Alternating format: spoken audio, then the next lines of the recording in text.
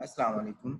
जैसे कि अभी हम डिस्कस कर रहे थे हार्मोनल सिस्टम, अभी हमने लास्ट लेक्चर में इंट्रोडक्शन डिस्कस किया।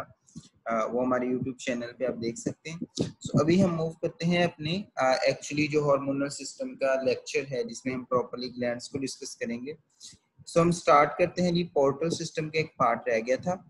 सो पोर्टल सिस्टम में मैं आपको ये समझा रहा था कि जिस तरह से हमने भी लास्ट लेक्चर में पोर्टल सिस्टम डिस्कस किया कि हमारे पास एक ऐसा सिस्टम होता है कि जिसमें टू सेट्स ऑफ वेसल्स होते हैं, यानी टू विसरास की वेसल्स होते हैं और उनके दरमियान हार्ट ऑर्गन नहीं होता। जस्ट लाइक हमने डिस्कस किया था कि एक वेन आ रही है हमारे पास सिस्टम की, ठीक है, वो ये पूरा जो सेट ऑफ वेसल है ये एंटर होता है। एक्चुअली नहीं होता हमारे पास जो नॉर्मल सिस्टम है, जैसे कि आप देखें किडनी है हमारे पास या कोई भी सिस्टम है, लंग्स हैं, इसी तरह दूसरे सिस्टम है, उसके अंदर क्या होता है हमारे पास एक आर्टरी आती है। आर्टरी आई फॉर एग्जांपल ये रीनल जो कि किडनी का रीनल आर्टरी आई, यहाँ से वेन बन के निकली और ये वेन सीधी जाती है वेना केवा के थ्रू सीधी हार्ट में जाती है।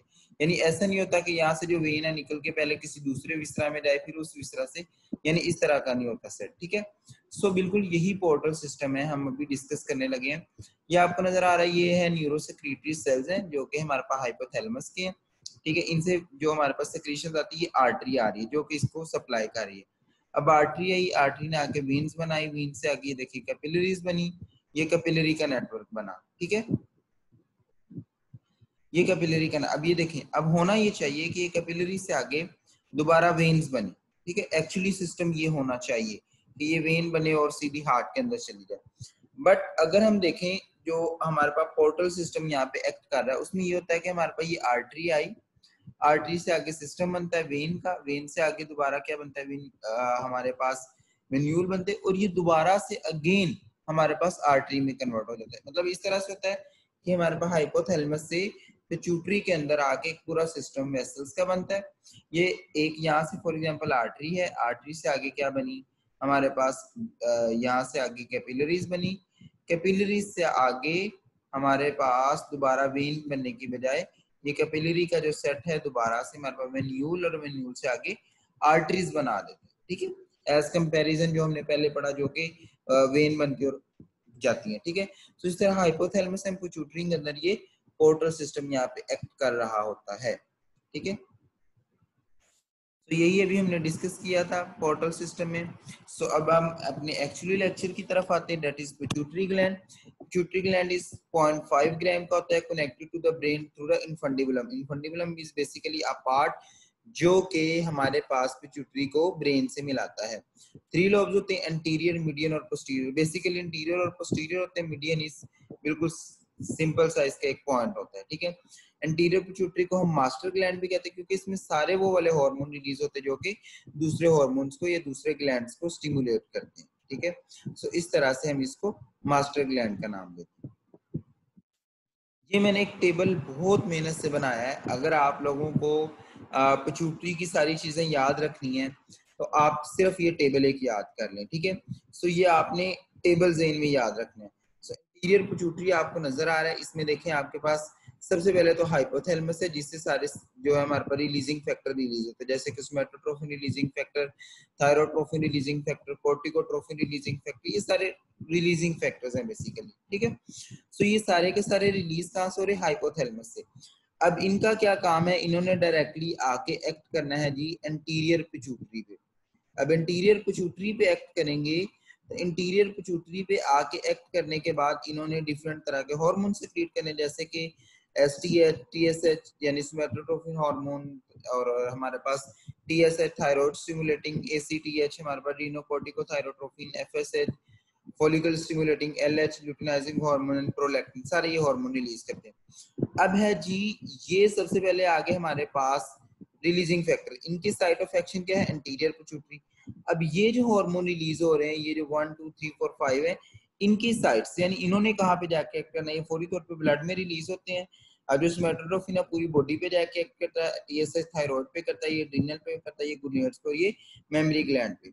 अब इनके फंक्शंस क्या है, सोमैटोट्रोफिन ग्रोथ और दूसरे नंबर पे protein synthesis and carbohydrate lipid metabolism में इसका थोड़ा रोल होता है। अगर थायराइड की बात करें तो ये क्या करता है हमारे पास, इंक्रीज नंबर ऑफ सेल्स करता है, increase the secretion of thyroid उसके टीएसएच में, और वहां जाके थायरोक्सिन रिलीज करवाता है। अगर एड्रीनल ग्लैंड की बात करें, हमारे पास कंट्रोल करता है सेक्रेशन ऑफ एड्रीनल ग्लैंड, और ये स्ट्रेस और पेन, कोल्ड वगैरह की सिचुएशन में रिलीज होता है। गोनेड्स की बात करिए, फॉलिकल इन फीमेल को करते हैं, और एलएचओ ओवुलेशन वगैरह कॉज करता है, और प्रोलैक्टिन मिल्क की प्रोडक्शन में मेजर रोल प्ले करता है। So you have to remember the function, you have to remember the site. आगे मैंने इसका जो मीडियन एंड पोस्टीरियर है उसका भी यही चीजें लिख दी हैं। एमएसएच जो कि मेलानोफोर स्टिमुलेटिंग हार्मोन है, ये मेलानोसाइट्स के जो है वहां पे जाके एक्ट करता है, और मेलानोसाइट जो कि मेलानिन प्रोड्यूस करते हैं। और इसके बाद इसकी ओवर सेक्रेशन की एडिशन डिजीज हो जाती है, अंडर सेक्रेशन की वजह से खास डिजीज नहीं होती। एडीएच की बात करें, कलेक्टिंग ट्यूब्यूल पे जाके एक्ट करता है, पोस्टीरियर पिट्यूटरी का हार्मोन पोस्टीरियर पिट्यूटरी से रिलीज होता है, और प्रोड्यूस क्या होता है हाइपोथैलेमस में। ये वाटर को रीअब्सॉर्ब करता है, ऑलरेडी मैं मैकेनिज्म बता चुका हूँ। और अगर ओवर सेक्रेशन हो जाए, वाटर की रीअब्सॉर्प्शन ज्यादा हो जाएगी। अगर अंडर सेक्रेशन हो जाए तो डायबिटीज इंसिपिडस हो जाएगा, यानी डाइल्यूट यूरिन बनेगा, और डिहाइड्रेशन भी हो जाएगी। ऑक्सीटोसिन की बात करें तो हमारे पास स्मूथ मसल्स वहां पे जाके एक्ट करता है, और ये क्या करता है, इंड्यूस द लेबर पेन और मिल्क इजैकुलेशन में रोल प्ले करता है। सो आपको ये सारी इसकी ओवर और अंडर सेक्रेशन की बात समझ आ। अगर इसकी सोमैटोट्रोफिन की बात करें, इसमें दो डिजीज आती है, एक्रोमेगैली और डिवार्फिज्म। सो एक्रोमेगैली तब है जब हमारे पास बहुत ज्यादा रिलीज हो जाएगा, ठीक है, तो उसको एक्रोमेगैली और जाइजेंटिज्म, ये दो हम डिपेंड करता है कि एज के फैक्टर पे, ठीक है। और डिवार्फिज्म अगर इसकी सेक्रेशन, ठीक है। इसी तरह बाकियों के अगर टीएसएच कम सेक्रीट होगा तो थायरोक्सिन का मसला हो जाएगा, एसीटीएच कम रिलीज होगा, एड्रीनल हार्मोन्स का मसला हो जाएगा, एफएसएच एलएच होगा तो हमारे पास प्रेगनेंसी वाला मसला हो जाएगा, प्रोलैक्टिन होगा तो मिल्क का मसला हो जाएगा। नेक्स्ट हमारे पास थायराइड ग्लैंड। थायराइड ग्लैंड इस एच शेप्ड होता है, टू लेटरल लॉब्स होते हैं इसके। अच्छा यहाँ याद रखना, इसके दो लॉब्स और दोनों लेटरल लॉब्स हैं, this is very important MCQ.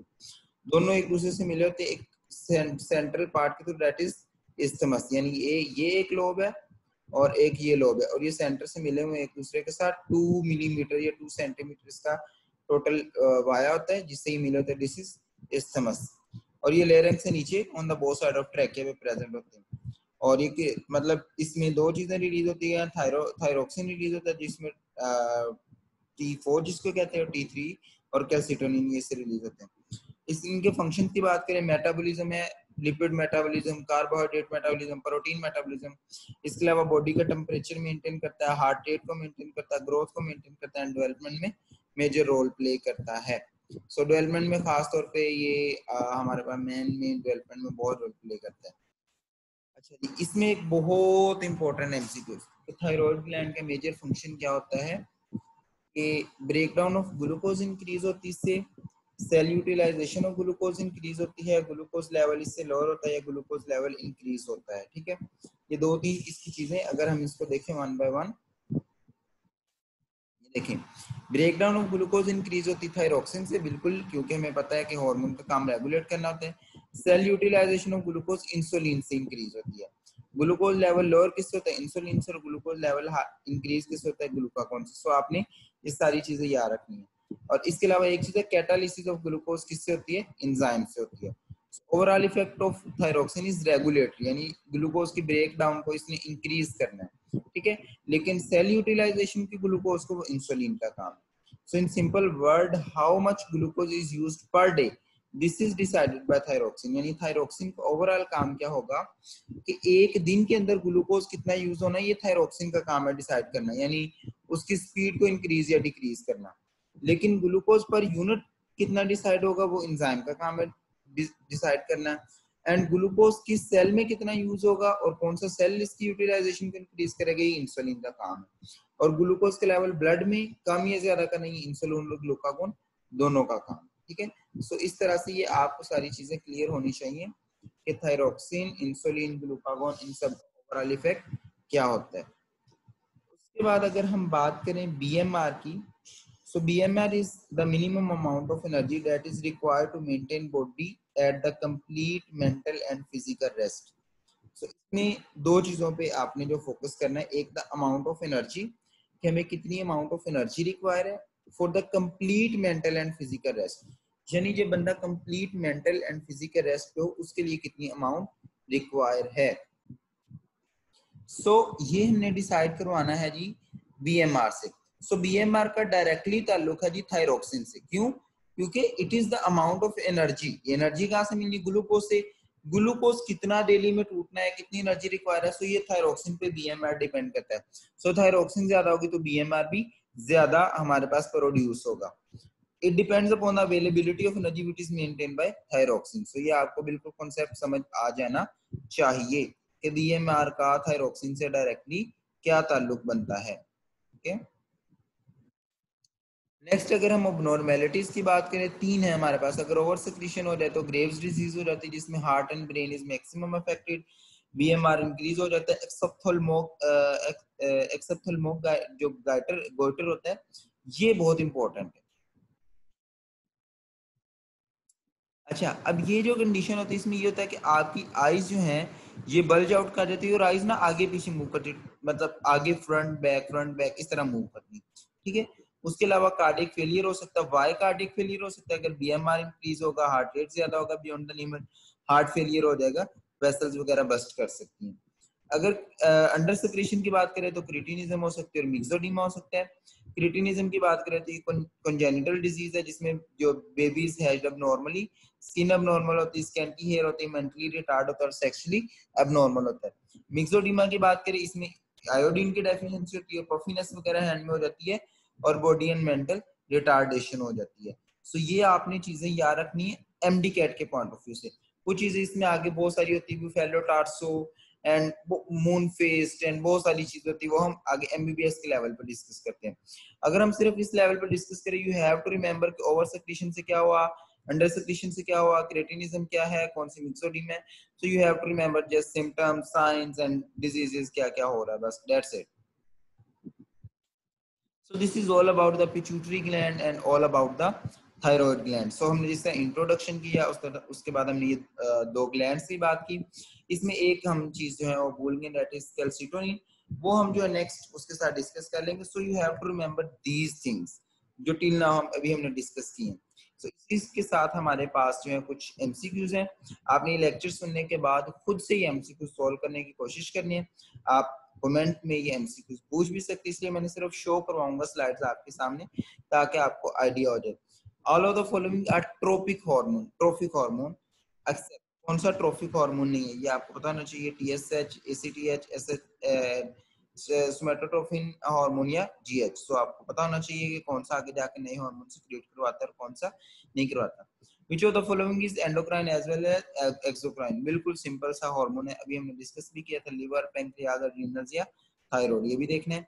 Which is amino acid in nature? Insulin, thyroxine, ADH and cortisol, ये भी मैं आपको इंट्रोडक्शन में बता चुका हूँ। उसके बाद ADH help in the reabsorption of water by alternating the permeability of which thing? Proximal tubule, loco and collecting duct या distal tubule. So this is all about what we have discussed today. So आपने ये सारी चीजें discuss करनी है। मैंने past paper के MCQ भी इसलिए इंक्लूड किए ताकि आपको बहुत सारी चीजें क्लियर हो जाए। सो ये ऐसे एमसीक्यू बिल्कुल सिंपल सिंपल आते हैं। सो इंट्रोडक्शन वाला टॉपिक भी आपका हो गया और ये दो ग्लैंड्स भी हो गए। इंशाल्लाह हम नेक्स्ट जो लेक्चर है उसके अंदर हम बाकी हार्मोन भी डिस्कस करेंगे, बाकी ग्लैंड्स को भी डिस्कस करेंगे। आप इसका फीडबैक जरूर दीजिएगा, अपने सारे फ्रेंड्स के साथ हमारे लेक्चर जरूर शेयर कीजिएगा और हमारे चैनल को सब्सक्राइब कीजिएगा। Thank you so much, that's all from my side. अल्लाह ताला आप सबको बहुत कामयाब करें and thank you so much. अल्लाह हाफिज़।